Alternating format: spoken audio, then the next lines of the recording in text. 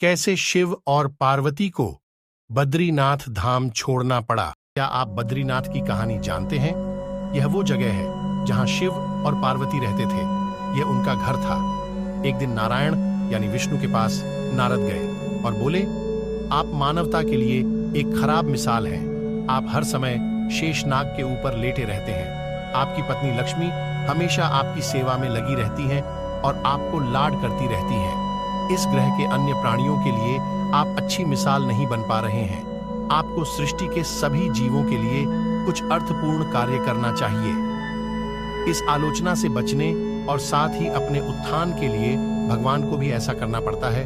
विष्णु तप और साधना करने के लिए सही स्थान की तलाश में नीचे हिमालय तक आए। वहां उन्हें मिला बद्रीनाथ, एक अच्छा सा छोटा सा घर जहां सब कुछ वैसा ही था जैसा उन्होंने सोचा था।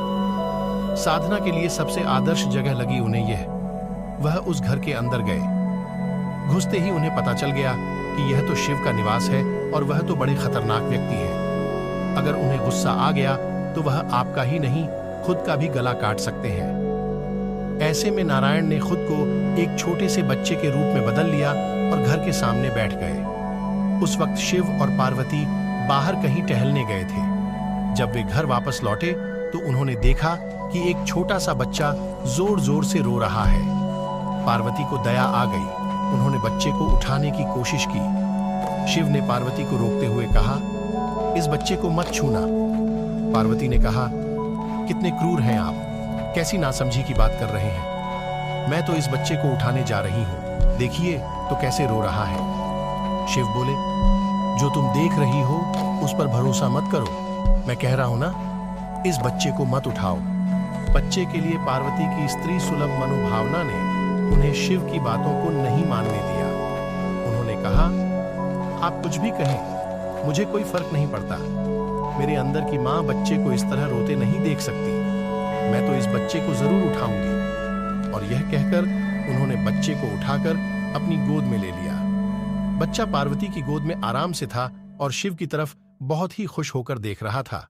शिव इसका नतीजा जानते थे, लेकिन करें तो क्या करें, इसलिए उन्होंने कहा, ठीक है, चलो देखते हैं क्या होता है। पार्वती ने बच्चे को खिला पिलाकर चुप किया और वहीं घर पर छोड़कर खुद शिव के साथ गर्म पानी से स्नान के लिए बाहर चली गई। वहां पर गर्म पानी के कुंड हैं, उसी कुंड पर स्नान के लिए शिव पार्वती चले गए।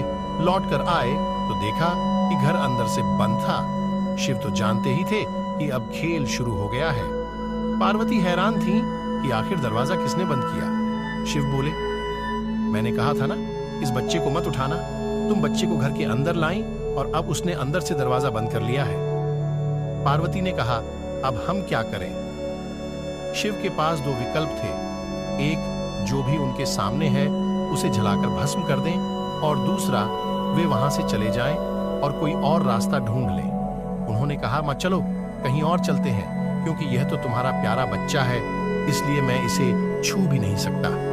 मैं अब कुछ नहीं कर सकता। चलो कहीं और चलते हैं। इस तरह शिव और पार्वती को अवैध तरीके से वहां से निष्कासित कर दिया गया।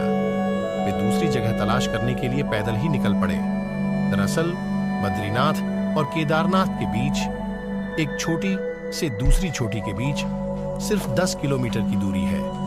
आखिर में वह केदार में बस गए और इस तरह शिव ने अपना खुद का घर खो दिया।